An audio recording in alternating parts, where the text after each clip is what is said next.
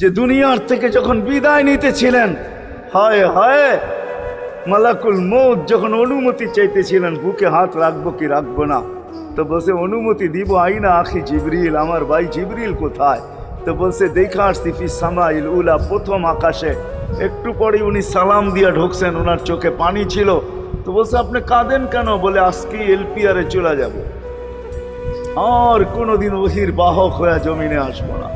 আপনার পরে কোনো নবী নাই, কোনো রসুল নাই, আমারও ওহির কাজ শেষ। ওহির সুবাদে কখনো কখনো নৈকট্যময় জায়গায় চলে যেতাম, আজ থেকে আর যাওয়া হবে না। আমার চোখে পানি। দীর্ঘ ১.৫ লক্ষ নবী, ৩১৩ জন রসুলের কাছে আমি নিয়ে আসছি। আজকে শেষ দিন, এই জন্য চোখে পানি। তো উনি উল্টা প্রশ্ন করছেন, আপনার চোখে পানি কেন? জিবরিল মালাকুল মউত দাঁড়ায় আছে, অনুমতি চাইতেছে বুকে হাত দেওয়ার জন্য। এখনো এক প্রশ্ন বাকি। বলছে সেটা কি? বলে ফামান লিবাদিলি উম্মতি, অথচ ৯ ঘরে চুলা জ্বালানোর মতো তেল